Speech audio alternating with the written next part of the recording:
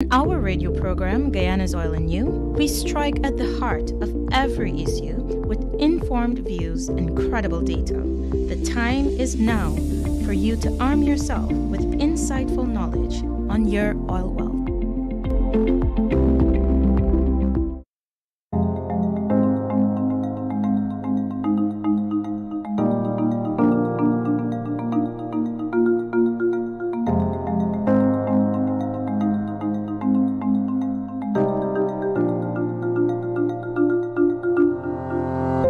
Good evening, ladies and gentlemen. Welcome to this week's episode of Guyana's Oil and You.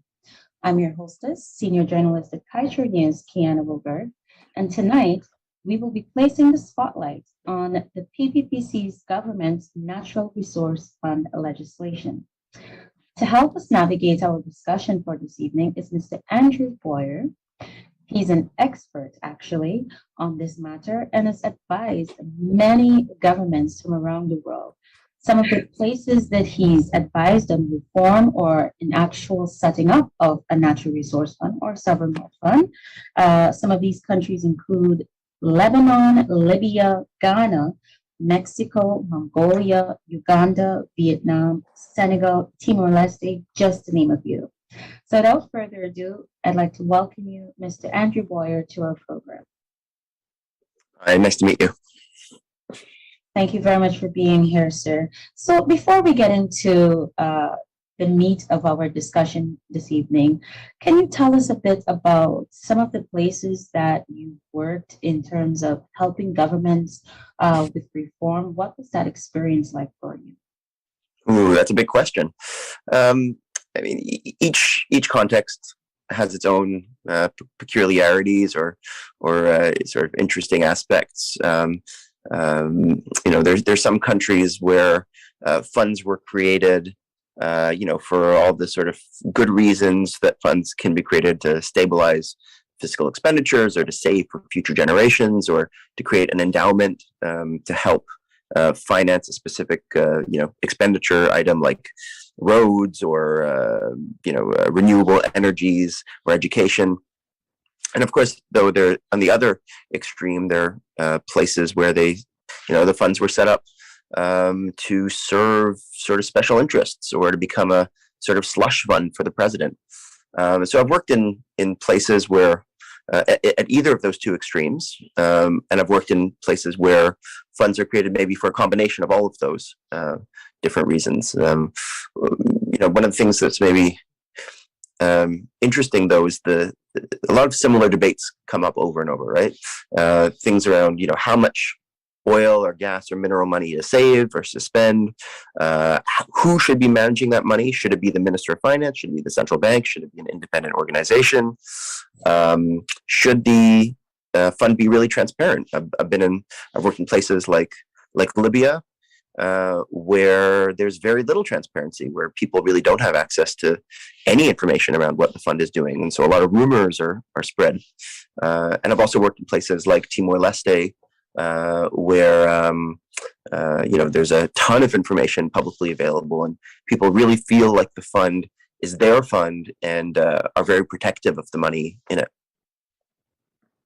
Wow, well, that is quite an expansive knowledge base that you have there. So it's really an honor for us to be able to tap into your expertise and get your perspectives on Guyana's efforts. And so without further ado, sir, I do know that you have been following the steps or efforts Guyana has been making on creating a natural resource fund dating back to 2018, 2019. What were your initial perceptions when Guyana made the step to go towards developing a natural resource fund? What were some of the pros and cons that you noticed from our first effort? Yeah. So I mean, maybe one way to start is to talk about how Guyana is maybe one of the few countries in the world where a sovereign wealth fund makes sense. A lot of countries like Kenya, Lebanon, have been either created funds or are considering creating funds in a place where they really don't need it, where it doesn't really it makes more sense to put all the oil money or all the mineral money into the budget and then just to spend the money in normal ways, just because it's such a small amount of money relative to the size of the budget. Guyana, as I think all your listeners know, is going to be very soon a resource-rich country, or is already a resource-rich country, but will be even more resource-rich. And the huge amount of foreign currency that's going to come into the economy and is already starting to come into the economy will have some important economic impacts, right? If nothing is done, then it could cause inflation, it could cause exchange rate depreciation, but I think even a bigger worry than that is, Guyana doesn't have unlimited oil wealth. It's possible even that 30 years from now, the world won't be using oil anymore because of the energy transition. So there's really like a very short window to be able to spend this money well, and make sure it doesn't lead to wasteful spending and pet projects of politicians, but really contributes to the long-term development of Guyana. So,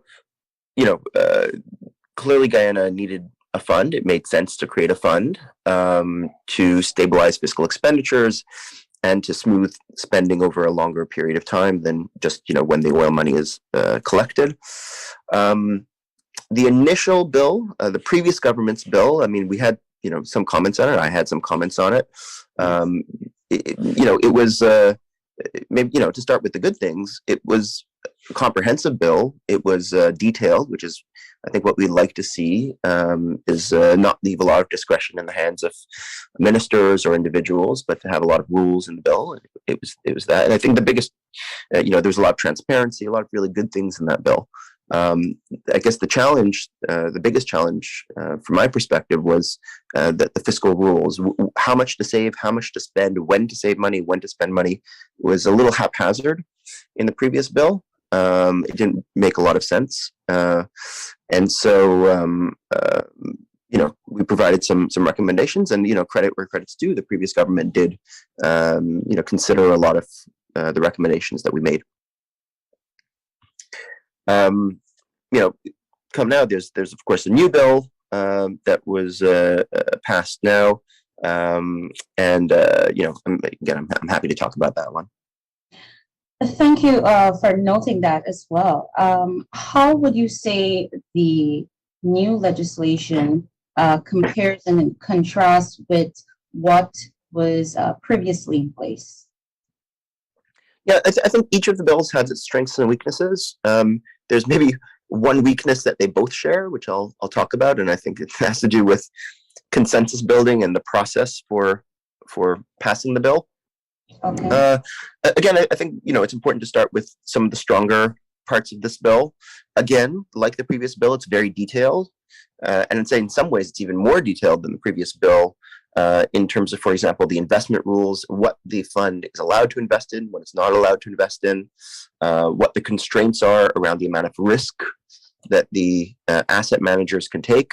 These are really great elements of the bill. There's some parts of the bill that I've never seen in any bill that are so detailed and innovative, and I think will really help Guyana, help the fund not invest in some of the crazy, say, derivatives instruments or art or commodities or whatever that a lot of the funds around the world speculate in. The Guyanese fund will not be allowed to do that. So that these are, I think, really good developments. There's also a very, very, very high degree of transparency in the fund. All the assets of the fund will be made publicly available through the annual reports, through financial statements. There's, again, similar to the previous bill, really some great transparency elements in there. But I think there are also a couple of challenges, and I'm happy to get into them. But I think the first one is it creates a bureaucratic structure that's as top heavy as I've ever seen in the world. There's a lot of cooks in that kitchen. There's a board, there's a minister, there's an oversight body, there's an investment committee, there's an investment advisor. That's a lot of people, and we're not even getting into the central bank that actually manages the fund. That's even before the money gets to the central bank. There's a lot of there's a lot of bureaucracy, a lot of public appointments, and a lot of people talking about the same sets of issues, which I think could lead to some confusion, some complexity that maybe is not necessary. Another, I think, important point is around the independence of some of these boards. Like in most other countries, an oversight board, if it's created, is an independent body. But in Guyana, the way the law is written, the members are named by the president. So I think that's a concern that I'm happy to sort of go into. And then there's a whole red flag. Is that a red flag based on the work that you would have examined in the past, and what is needed for transparency and accountability, and the independence that you speak of? Is that a red flag, the fact that the president is able to appoint all of these board of directors, and there's no sort of like clear way on how the appointment happens? Well, I mean, the way the appointment happens is clear in the bill. So, the president does appoint these members. I guess my concern would be that, it's very unusual that the oversight body not be independent of the government. It sort of defeats the purpose of having an oversight committee. I'll just give you some examples. In Ghana, there's something called the Public Interest and Accountability Committee, which is a really effective body, which consists of members of different civil society groups. So the Journalists Association, the Lawyers Association, the Accountants Association, traditional chiefs, religious leaders. So these are all, and it's in the law that this body is created. They're all independent members, and they oversee the management of sovereign wealth funds in Ghana. Timor has a very similar model, again, where you have independent members of the legislature, former politicians, et cetera, who oversee the fund. So to have an oversight body that is named by the president is very unusual. Okay. Now, given what you would have examined over the years, working with 15 countries, when you take a look at the current legislation, do you see any loopholes at all that can lead to corruption? I mean, I think you have to, credit where credit's due, and this is true of the previous government and of the current government's bill. This is both bills. I think a lot of thought was put into making them transparent, or making these funds transparent, making the investment rules robust, having a strong management structure, all the things that we want to see in sovereign wealth fund bills. I'll be honest, both the previous government's bill and this government's bill have a lot of those elements. So I'm less concerned about corruption than I am about some of the other elements. And maybe I already mentioned one of them. For example, a lot of political appointments being made to these boards. I assume these board members will be paid, and these committee members are going to be paid. So I think that's for sure room for concern. But I think the other sort of, I don't know whether to call it concern or certainly something to think about, is how much oil money Guyana is going to be saving versus spending. So this is, I think, the big change from the previous bill. There are lots of little changes, but the big change is how much money will be spent versus saved. And under this bill, very little oil money will be saved in the fund. So there's a schedule at the end of the bill, and out of the first $500 million collected, all of it can be spent. And then after, I think after the second $500 million, I think it's 75% of the money can be spent. So if Guyana collects $1 billion in oil revenue, it only saves a minimum of $125 million. Now, Parliament can always choose to save more, but that's what this is what the rules say. So that's a lot of spending, very little savings. Is that a good or bad thing? I don't know. The question I think that Guyanese citizens need to be asking is, if all that oil money is going to be spent, is it going to be spent on the right things? Does the government have a national development plan to invest in education, in healthcare, in productive infrastructure, in internet connectivity, and all the things that you need to build an economy sustainably for life after oil? Or is all that money that's going to be spent going to go into, legacy projects, stadiums, big, what we call white elephants, or and of course, does the government or does the economy have the absorptive capacity to spend all that money? In other words, will it actually lead to more roads and more hospitals and more schools? Or is it going to just lead to more expensive hospitals, more expensive schools, and more expensive roads? Duly noted. So it is imperative that we keep our eyes on how the money is going to be spent, given that the legislation allows for a huge chunk of that oil revenue to be pumped into the economy, correct? Correct. Yeah, that's right. Okay, so thank you for that. Now, one of the other concerns since the new legislation was brought to the attention of the citizenry was the need for explicit provisions outlining penalties for malfeasance in office.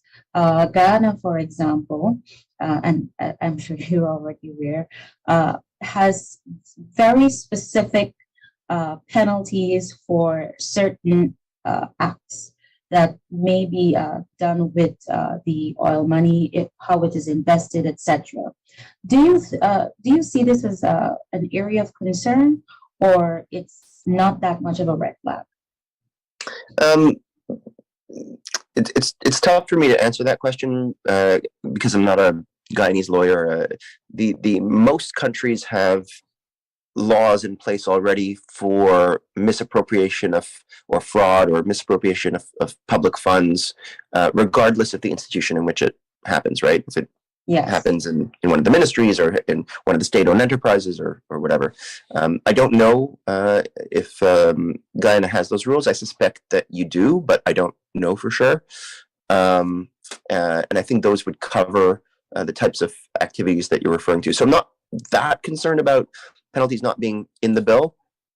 Like I said, I think I'm more concerned about, again, these political appointments, the lack of independent oversight other than the Auditor General's office. The Auditor General does have a requirement to audit the fund, but can they really? Can the Auditor General's office really cover all the activities of the fund? I mean, we'll see. And of course, how much money is saved versus spent. Do you think, based on the previous efforts, the first legislation that we had in place, do you think we've moved further away from oversight and accountability? I'm not going to say that. Different. There was this oversight body in the first bill was independent, so that was good, and that's been changed. At the same time, there are more constraints around what the fund can invest in, and better, sort of stronger transparency requirements here. So they're different. They're different. And I'll put it that way. Duly noted, sir. Now, you are an expert on this matter. Can you share with us some of the damning cases that you probably come across in terms of the pilfering of a natural resource fund, and perhaps some cases that Guyana might want to draw some key lessons or takeaways from? Sure. Yeah, I mean, there are great stories from around the world, both of successes and failures, right? Yes. I mean, the typical sort of successes in terms of funds that have been able to stabilize fiscal expenditures. So basically get rid of these big boom and bust cycles in the economy. Countries like Peru or Chile are really great examples of that, where they saved a lot of money in the good times, and then they were able, what you say during COVID, were able to spend that money out of the fund rather than indebt themselves and have future generations suffer. So I think there's some really great examples there. yeah, in terms of funds that are very transparent, very accountable. Like I said, Guyana is really a great example of that. Alaska is another good example. Again, back to Timor, another great example. So there's some very transparent funds out there. On the other hand, the cases that you want to avoid, or the situations you want to avoid, are like the Angola case, or Libya, for that matter. I mean, Libya is famous. There's a great story about the Goldman Sachs flying in the managers of the fund, making the nice presentation. They walked away, or the fund ended up investing $1.2 billion in a derivatives trade, and within 6 months lost 1.18 out of the 1.2 billion, essentially the whole thing. There's the Angola case where the manager of the fund all decided to invest the money in his own properties. And he was able to do that because the head of the fund was the president's son, and he was the friend of the president's son. So he was able to invest in ports and hotels and whatever, all on his own property. And of course, that's, $5 billion, not completely down the drain, but almost. There's I think tons of stories like that. I mean, the most famous one maybe in the world is Malaysia, the 1MDB scandal, where the fund indebted itself to the tune of, I think, somewhere in the range of $11 billion. And that money ended up, again, a large chunk in the president's pocket, in the president's political party's pocket, and ended up being a pretty huge scandal that contributed to the government being kicked out. So there's I think lots of lessons to be learned from around the world, and lots of things to avoid. Given those worst case scenarios that you just noted, do you think we have enough safeguards in place in our current legislation to steer clear of those really horrible acts of corruption and pilfering of the natural resource fund? Yeah, I mean, time will tell. I don't, like I said, I mean, I would have preferred to see a fully independent oversight body like they have in Ghana, or even in Norway. They have a parliamentary appointed supervisory council that looks over the fund's finances every year. Something like that, I think, would have been a really useful contribution, and unfortunately was not in there. I'll be honest, though, I'm less concerned about those sorts of activities that I'm describing because of the level of transparency of the fund, and because Guyana is a small country where if something bad like that happens, word gets around pretty quickly. I guess what I'm more concerned about is making the same mistake that Timor made, many other oil-rich countries have made, which is to think that because we're producing oil, that we have to invest in the oil industry. Instead of, there's no country that's moved from low income to middle income, or middle income to high income, by investing in the oil industry. The oil industry is capital intensive. It's not labor intensive. It doesn't create a lot of jobs. It creates some, but not a lot. And of course, as you know, Guyana is going to run out of oil. So does it really make sense?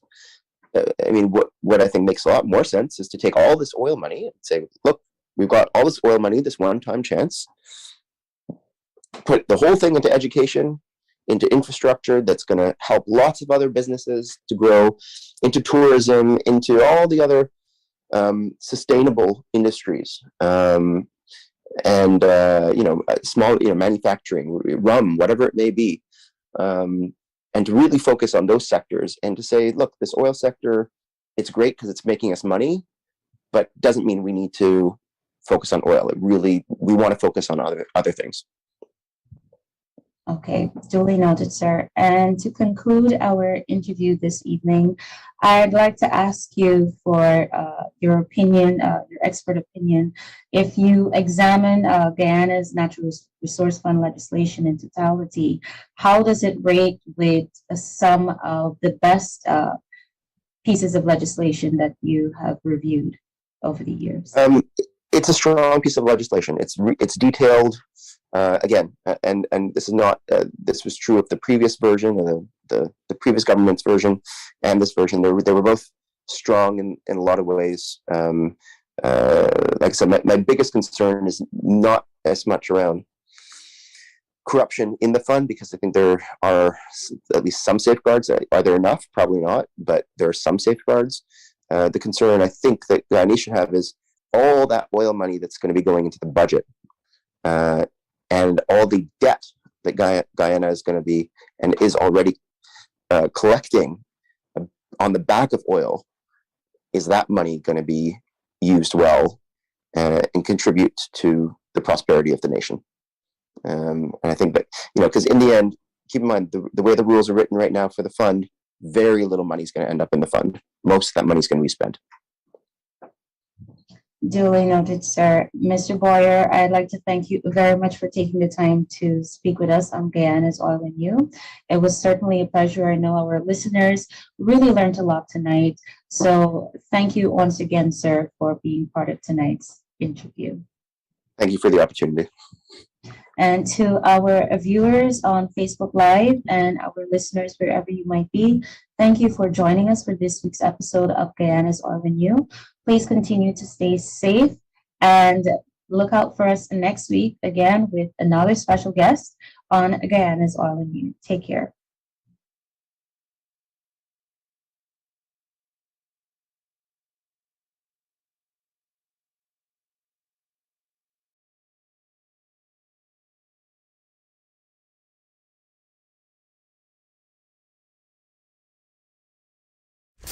Kaieteur Radio. Covering Guyana from coast to coast. Demerara and Essequibo 90.